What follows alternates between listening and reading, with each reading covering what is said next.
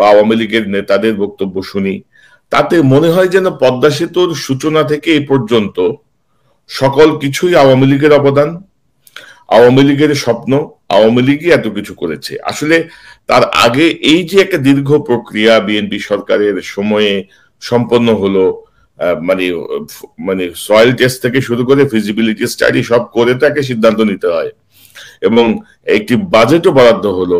এখন সেই বাজেটের ছাড়িয়ে সেটি 4 গুণ 5 গুণে চলে গেছে ব্যয়, এবং তারা সকল কিছু অস্বীকার করছে, কিন্তু যে নো, সব আমাদের। এর কারণটা কি? কেন এখানে ডক্টর ইউনূস বারবার হিউমিলিটেড হচ্ছেন, বা এই বিষয়টা একটু জানতে চাই আপনার কাছে, যে বিএনপি কিভাবে চলে ফেলে দিচ্ছে কেন? এটা তো আওয়ামী লীগের চরিত্র, এটা তো আজকের থেকে না। আপনি যদি স্বাধীনতার সময় থেকে চিন্তা করেন, তাহলে স্বাধীনতা সংগ্রামে যখন মুক্তিযুদ্ধ হয়েছিল, সশস্ত্র মুক্তিযুদ্ধে শেখ মুজিবুর রহমানের কোনো অবদান ছিল না। শেখ মুজিবুর রহমান তখন পাকিস্তানের কারাগারে বন্দী ছিলেন। মুক্তিযুদ্ধ করেছিল বাংলাদেশের সেনাবাহিনী এবং সাধারণ জনগণ, যেখানে জেনারেল ওসমানী মুক্তিযোদ্ধাদের সেই সেনাবাহিনীর চিফ অফ স্টাফ ছিলেন, এবং অন্যান্য সেক্টর কমান্ডাররা ছিলেন, যার মধ্যে প্রেসিডেন্ট জিয়াউর রহমান ছিলেন, যিনি স্বাধীনতার ঘোষক। তো এই সমস্ত ইতিহাসে তো আওয়ামী লীগ অস্বীকার করে, তাই না? আওয়ামী লীগ বলতে চায় যে সবকিছুই শেখ মুজিবুর রহমান করেছেন, অথচ শেখ মুজিবুর রহমান মুক্তিযুদ্ধের 9 মাস ছিলেনই না বাংলাদেশে, কিংবা যুদ্ধক্ষেত্রে তিনি ছিলেনই না, তিনি কারাগারে ছিলেন। এবং সেই সময় সরকারের যে প্রধানমন্ত্রী ছিল, সেই সময় প্রবাসী সরকারের প্রধানমন্ত্রী জনাব তাজউদ্দিন আহমেদ। তো এই তাজউদ্দিন আহমেদের নামও তো আপনারা খুব একটা শুনবেন না এই সরকারের মুখে। তার মানে হচ্ছে যে আওয়ামী লীগের চরিত্রই হলো যে সমস্ত কি বলবো ক্রেডিট এটাকে একটা পরিবারের মধ্যে কুক্ষিগত করা, এবং সেই পরিবার হচ্ছে শেখ পরিবার। কাজেই আর শেখ হাসিনা তো বাংলাদেশের অঘোষিত সাম্রাজ্ঞী, আমি তাকে বলি। শুধু ঘোষণা করাটা বাকি, কিন্তু তার ব্যবহার এবং তার যে সমস্ত সাঙ্গপাঙ্গ আছে তাদের ব্যবহার একেবারেই শেখ হাসিনা সাম্রাজ্ঞীর মতো। তো কাজেই তিনি সকল ক্রেডিট নিজে দিতে চান। আর ইউনূস সাহেবের কথা যেটা বললেন, ইউনূস সাহেবের বিরুদ্ধে বোধহয় প্রধান রাগের কারণটা হলো যে প্রফেসর ইউনূস নোবেল পুরস্কার পেয়েছেন। এই নোবেল পুরস্কার পাওয়াটাই ইউনূস সাহেবের জন্য সর্বনাশ হয়েছে। কারণ হচ্ছে শেখ হাসিনা মনে করেছিলেন তিনি নোবেল পুরস্কার পাবেন, এবং তিনি এর জন্য যথেষ্ট লবিং করেছিলেন তিনি যখন প্রধানমন্ত্রী 96 থেকে 2001 পর্যন্ত। তো ইউনূস সাহেব নোবেল পুরস্কার পাওয়াতে তার মধ্যে এক ধরনের জেলাসি তৈরি হয়েছে, এবং সেই জেলাসির থেকেই তিনি প্রফেসর ইউনূসের নামে এই ধরনের কটুবাক্য তিনি ব্যবহার করেন। তাকে পদ্মা নদীতে নিয়ে তিনি চুবাতে চান, মারতে চান না, তিনি চুবাতে চান। খালেদা জিয়াকে মেরে ফেলতে চান, কিন্তু প্রফেসর ইউনূসকে তিনি চুবাতে চান। আর খালেদা জিয়ার কোনো ক্রেডিট তো তিনি স্বীকার করবেনই না, কারণ জিয়া পরিবারের প্রতি তার এক ধরনের জিঘাংসা আছে। সেই জিঘাংসার কারণেই তিনি সমস্ত ইতিহাস অস্বীকার করতে চান। কিন্তু ইতিহাস আসলে আমি আপনাকে বলি কনক সরোয়ার, যে ইতিহাস অস্বীকার করা যায় না। সাময়িকভাবে আপনি হয়তো পারবেন, যতদিন ক্ষমতায় আছেন, এরকম একটা ফ্যাসিস্ট সরকার যদি ক্ষমতায় থাকে তাহলে তারা ইতিহাসকে বিকৃত করতে পারে, কিন্তু সেটা সেই সময়ের জন্যই। ইতিহাস তার আপন গতিতেই চলবে এবং এটা রচিত হবে। কাজেই শেখ হাসিনা যখন থাকবেন না, তখন এই সমস্ত ইতিহাস তো মুছে ফেলা যাবে না। যেমন যে কথাগুলো আপনি আজকে বললেন, ডেইলি স্টারের আপনি রেফারেন্স দিলেন, তখনকার পত্র পত্রিকায় লেখা হয়েছে যে কিভাবে পদ্মা সেতুর সমীক্ষা করা হয়েছে বিএনপি সরকারের আমলে, কিংবা তৎকালীন জাপানি অ্যাম্বাসেডর তার যে পুস্তিকা, সেই পুস্তিকার মধ্যেও পদ্মা সেতুর কথা বলা হয়েছে। তারপরে বেগম খালেদা জিয়ার যে 2005 সালের যে বাইল্যাটারাল সফর জাপানে, এবং সেই সফরে আমিও সৌভাগ্যবশত ছিলাম। তো এই সমস্ত ইতিহাস তো মোছা যায় না, এগুলো মোছা যাবে না, এগুলো বৃথা চেষ্টা করছেন শেখ হাসিনা। আর এই কৃতিত্ব নেয়ার কিছু নাই। 14 বছর ধরে একটা সরকার ক্ষমতায়, গায়ের জোরে, জনমতের বাইরে গিয়ে 14 বছর ধরে সরকার। তো 14 বছর ধরে একটা সরকার ক্ষমতায় থেকে একটা সেতু নির্মাণ করেছে, এটা নিয়ে এত মাতামাতির কিছু আছে বলে আমি মনে করি না। যেখানে ধরেন সেতু তো সবই, যে কাজগুলোতে সময় বেশি লাগে সেগুলো তো সবই শেষ করে গিয়েছিল বিএনপি। তো নিজস্ব অর্থায়নে পদ্মা সেতু, এটা কিন্তু একটা ব্যাপক প্রচারণা। এবং আবার আমরা জানি যে চীনের কাছ থেকেও আপনার ইতিমধ্যে 30-40 হাজার কোটি টাকার একটি ঋণ নেওয়া হয়েছে। তো নিজস্ব অর্থায়ন মানে কি? এখানে অনেকগুলো প্রশ্ন চলে আসে। সেটা হলো যে আপনার স্মরণে আছে যে ওয়ার্ল্ড ব্যাংক $1.2 বিলিয়ন লোন দিয়েছিল পদ্মা সেতুর জন্য। তো $1.2 বিলিয়ন মানে তৎকালীন ডলার এবং টাকার হিসেবে প্রায় 10,000 কোটি টাকা হয়। তো 10,000 কোটি টাকা ঋণ দিয়েছিল ওয়ার্ল্ড ব্যাংক প্রাথমিকভাবে, এবং সেই ঋণ তারা প্রত্যাহার করে নিয়ে যায়, কারণ শেখ হাসিনার সরকার এমনকি শেখ হাসিনার পরিবারের প্রতিও দুর্নীতির অভিযোগ উত্থাপিত হয়েছিল, এবং বিশ্বব্যাংক বলেছিল যে তাদের কাছে যথেষ্ট প্রমাণ আছে যে এই বর্তমান আওয়ামী লীগ সরকার এবং সরকারের কর্তা ব্যক্তিরা এই দুর্নীতির সাথে জড়িত। এটার কারণে তারা ঋণ প্রত্যাহার করে নিয়ে যায়। তারপরে অনেকদিন পদ্মা সেতু আর করা সম্ভব হয়নি, শেখ হাসিনা করতেও পারেনি। তারপরে শেখ হাসিনা বা বাংলাদেশ সরকার চীনের দ্বারস্থ হয়।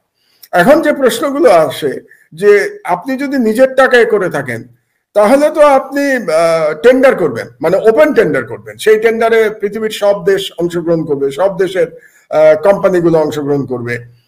সেখানে জাপানও হয়তো অংশগ্রহণ করতো, চীনও করতো, ভারতও করতো, মানে যারা যারা ব্রিজ বানাতে পারে তারা অংশগ্রহণ করতো। কিন্তু আপনি জানেন খুব ভালো করে যে এটা কিন্তু G2G বেসিসে, গভর্নমেন্ট টু গভর্নমেন্ট বেসিসে চীনের একটা কোম্পানি নির্মাণ করেছে পদ্মা ব্রিজ, এবং সেখানে কোনো টেন্ডার হয় নাই। তার মানে হচ্ছে যে চীন সরকার ঠিক করে দিয়েছে যে কোন কোম্পানি এই পদ্মা ব্রিজ নির্মাণ করবে।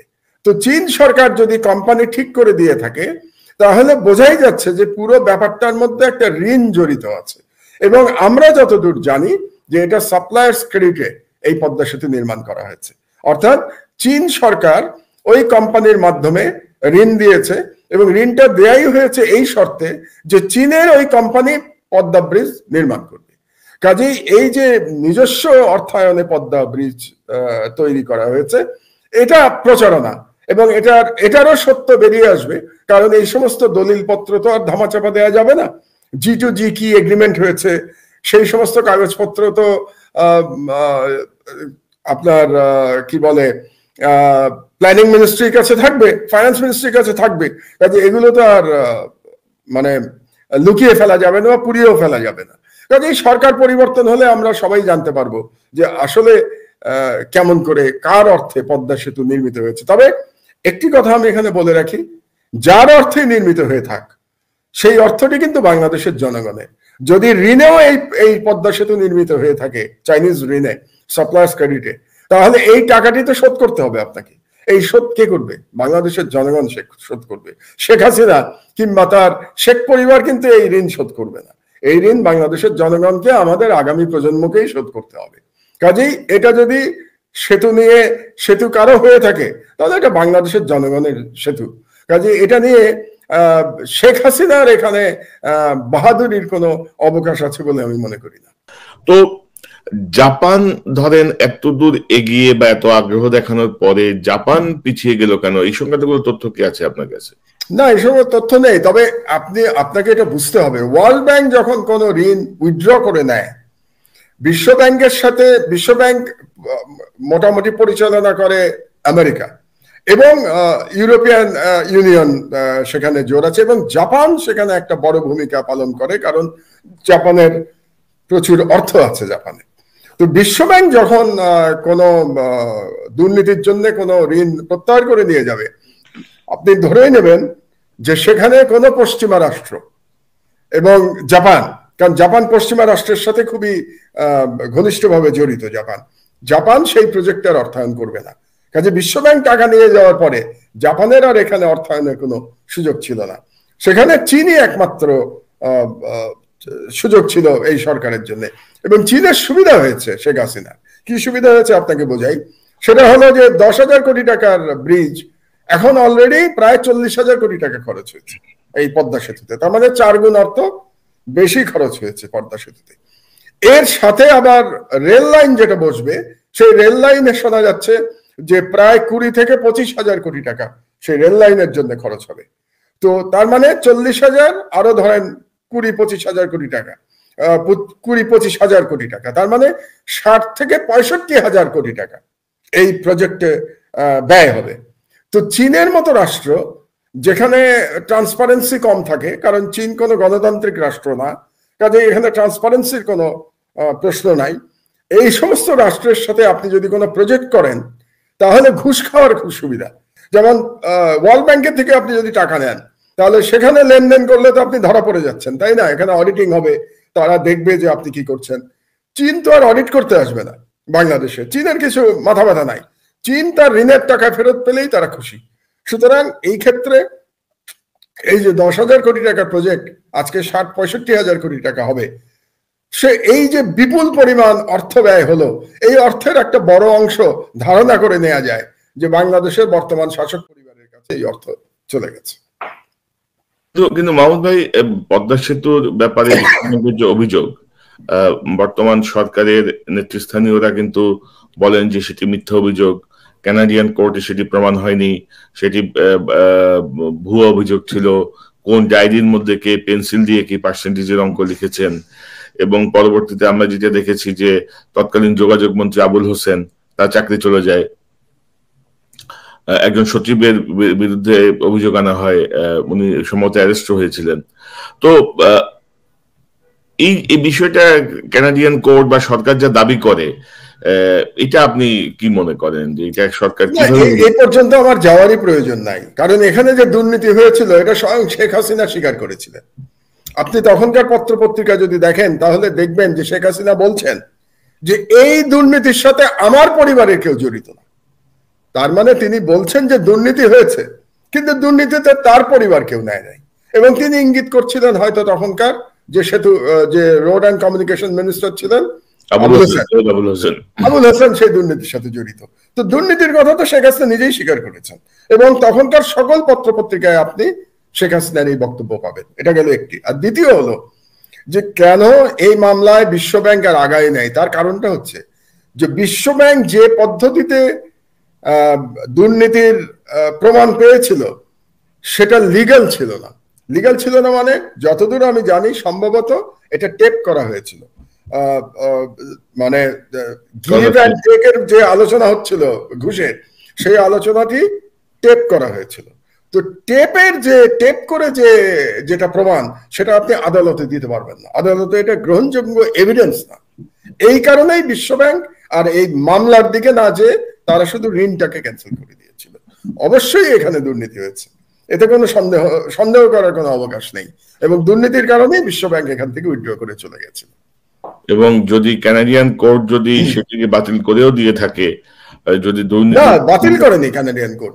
কানাডিয়ান কোর্টে বিশ্বব্যাংক যায় নাই, কারণ না যাওয়ার কারণটা হচ্ছে যে তারা যেভাবে, যেটা আমি ব্যাখ্যা করলাম, তারা যেভাবে দুর্নীতির প্রমাণটি পেয়েছিল সেটা লিগ্যাল এভিডেন্স না।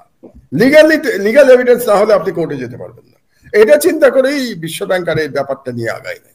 এটাই হচ্ছে সত্য ঘটনা। এবং সরকার যেগুলো বলে সেগুলো তো সরকার নিজে বাঁচার জন্য বলবে। আর তাছাড়া আমি তো আগেই বললাম যে শেখ হাসিনা নিজেই স্বীকার করেছেন যে এটার সাথে দুর্নীতি ছিল, তবে তার পরিবার এই দুর্নীতি জড়িত ছিল না। এবং এটি যদি ধরেন যদি এটি মিথ্যাই হয়ে থাকে তাহলে তো সৈয়দ আবুল হোসেন আবার সসম্মানে মন্ত্রিত্ব ফিরে পাওয়ার কথা ছিল, তাকে আবার রিইনস্টেট করার কথা ছিল। আবুল হোসেন সাহেব কিন্তু আর ফিরে পান নাই, এবং তিনি কোথায় আছেন কেউ জানেও না, এরকম একটা অবস্থায় যে পৌঁছেছে। আপনি জানেন যে বাংলাদেশে সিলেটের বন্যা পরিস্থিতি খুবই ভয়াবহ, মানুষের কাছে ত্রাণ নাই। এবং আমরা যদি একটু দেখি মাহমুদ ভাই, তাহলে আমরা দেখব যে এই ধরনের মানব জমিনের শিরোনাম যদি আমরা দেখি যে সিলেটে খাবার নিয়ে কাড়াকাড়ি, সেনাবাহিনী হিমশিম খাচ্ছে। সেনাবাহিনী খুব দক্ষতার সাথে এবং আন্তরিকতার সঙ্গে কাজ করছে, এমন একটি তথ্য আমরা দেখেছি বিভিন্ন পত্র পত্রিকায়, টেলিভিশনে। কিন্তু পানি বাড়ছে, মানুষের যে হাহাকার, সেই হাহাকার কিন্তু কমছে না। পাশাপাশি অন্যান্য যে পত্রিকাগুলো, সেই পত্রিকাগুলোতেও আপনার একই রকম সংবাদ, সিলেটের মানুষের হাহাকার বা সবকিছু। কেউ বলছেন যে ভারতের ওই অঞ্চলটায় বৃষ্টিপাত বেশি হয়, এটি হচ্ছে।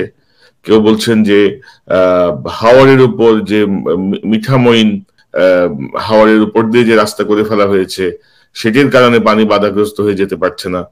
তো সব মিলিয়ে সরকারের কাছ থেকে এখন পর্যন্ত কিন্তু কোনো কার্যকর উদ্যোগ নেই। এবং আমি যদি আপনাকে একটা